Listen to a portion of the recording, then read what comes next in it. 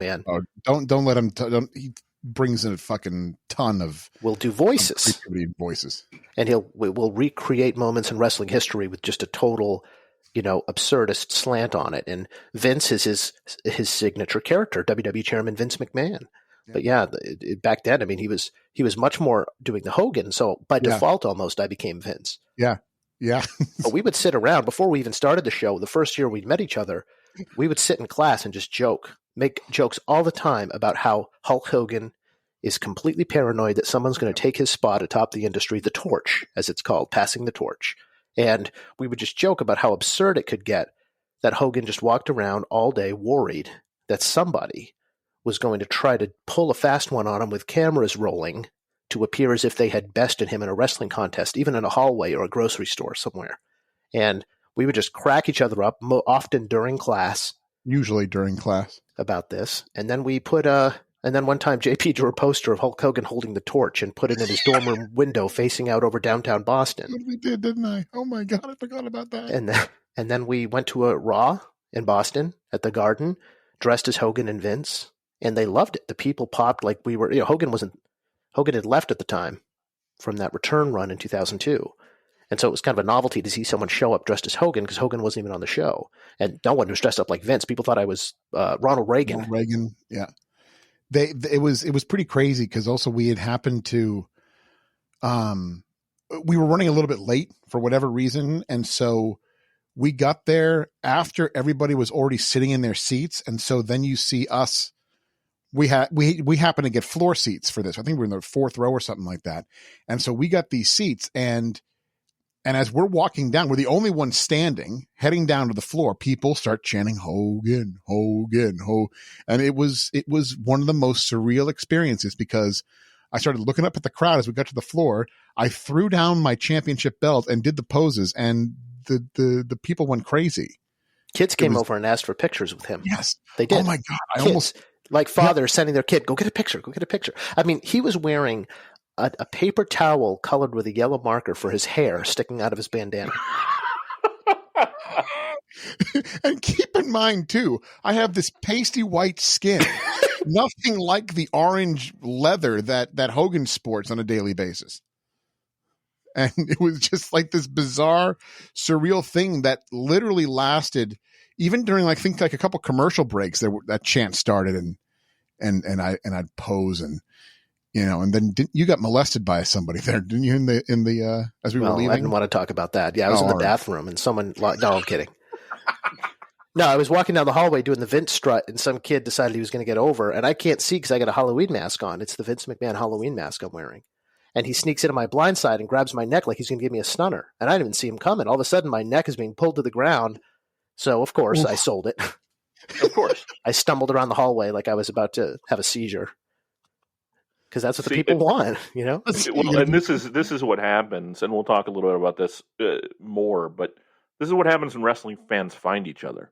Oh yeah, like things like this. My buddies from high school. Anytime we get back together, and actually for the first time in 10 years, last weekend I drove down to Indiana to my buddy's place, and we watched the Rumble together for the first time in 10 years. And it's like you roll back the years to the point where you first met, and that's how old you are for those 2 or 3 hours. It's just ridiculous. Or 9-10 hours, depending on which show. Well, which show you're watching. Absolutely. Wrestlemania. Yeah. No, I meant the two of us doing it. Oh, weekly. That too. 9 to 10 hours a week. So Sanko, it sounds to me, and as somebody who listens to the show, it seems like it was a trial run for this thing. Like, we're seeing, I'm seeing things, bits and pieces of what the lapsed fan became early on when you guys were doing Sanko. I mean, I think that's safe to say. I mean, we've pretty much been running the same jokes for 20 years. Yep. Yeah. It's what's interesting is when we launched the lapsed fan in 2014, we didn't really think that we were going to channel that at all. I pitched the boss on the idea. I'd done podcasts about MMA, and some of the more popular ones I did were about history, were about old shows, and kind of telling the tale of what those shows came to represent as the years went by, and The participants met several fates, most of them tragic. And I was like, let's do this, because the WWE Network had just come out, and with that, every pay-per-view they ever did was available on demand all of a sudden. Let's go through these, and let's just talk about like why when we watch these things we feel good, and why when we watch things now we feel pathetic.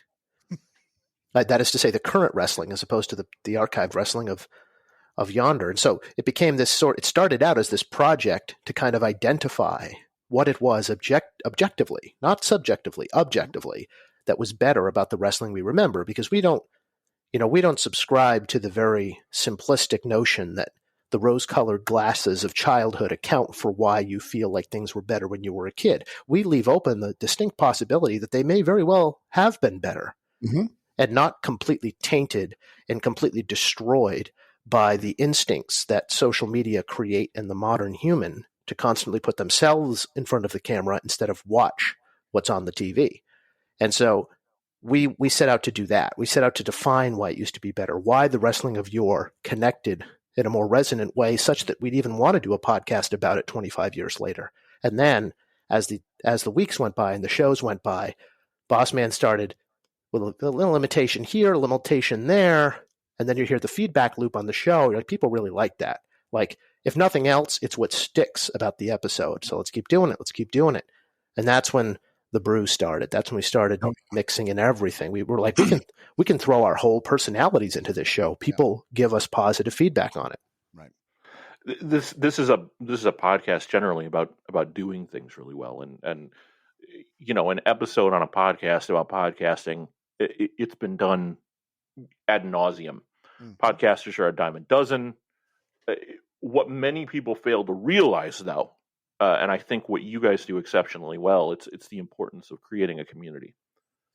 The Lapsed Fans community brings in for you guys nearly $10,000 a month through Patreon, and you keep that public, which to your credit. But and you can't really argue with that success.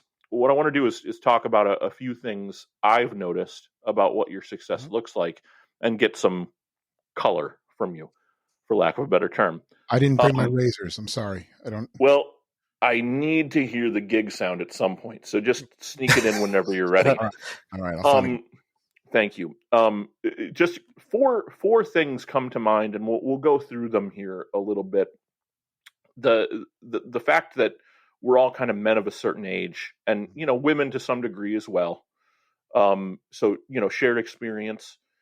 I want to talk about language and the show, the way that you use language, programming, the way that you program the shows, and then recognition, the way that you talk to your listener and recognize them on a weekly basis. To start, I alluded to this a little bit, but we're men of a certain age, and the fact that I was born in 1983. My best bud Andy, who introduced me to the show, was born in 1984. I think Jack and JP, you were right there in the same wheelhouse, 81, 82.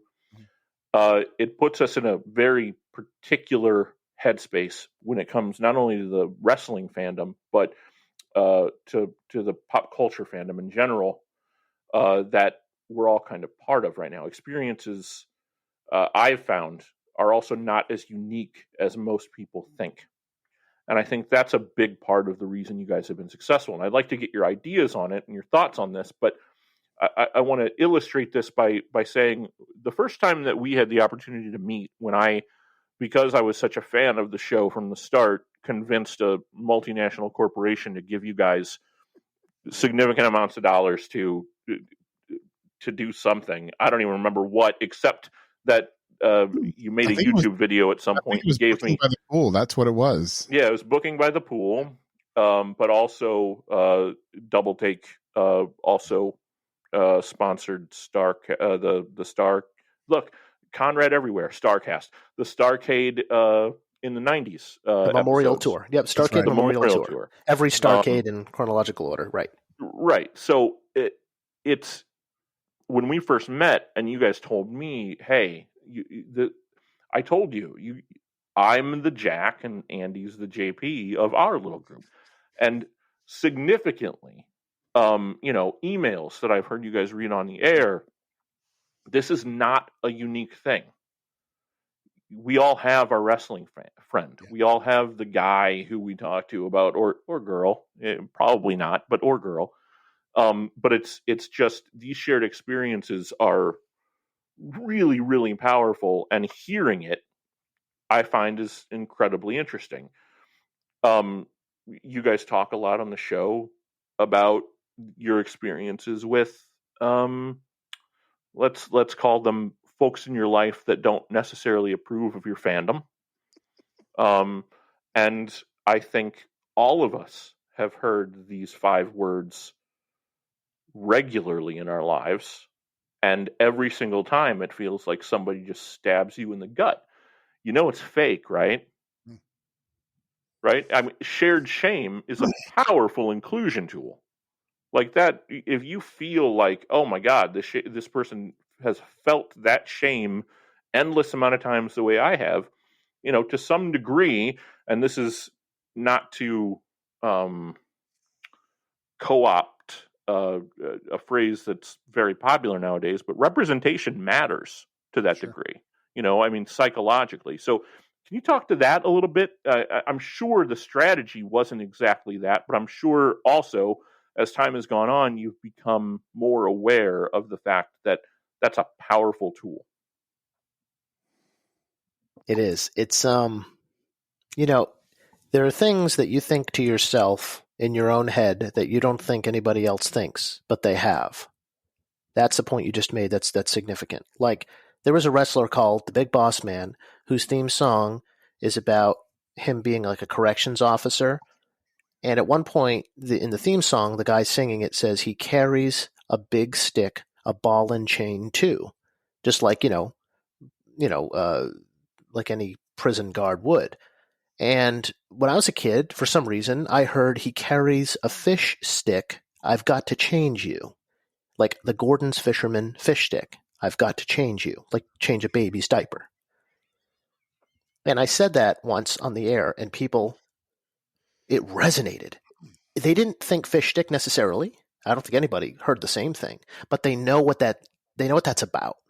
They know what it's about to actually have this lingering thing that you thought was unique to you, a misheard song lyric that carries with you for the rest of your life, to the point, I mean, I was 7 when I first reached that conclusion, and here I am now still able to recall that.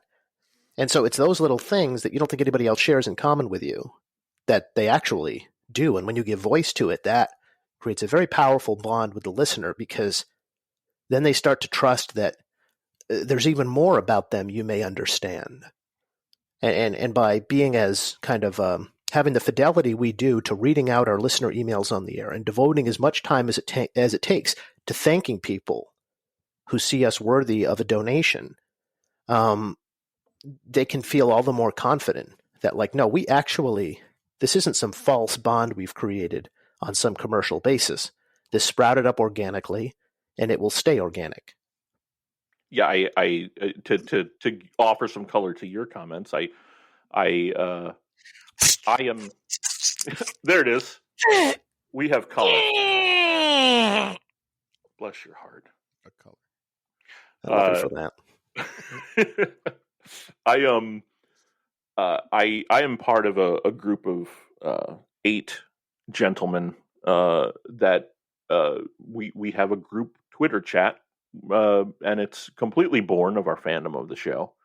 The only way we found each other is Blake, another listener of the program, and I were on eBay a little over a year ago, as a matter of fact, bidding back and forth for the right to sit in the nosebleeds with you gentlemen at Wrestlemania in Tampa and just shit on wrestling for 3 or 4 hours.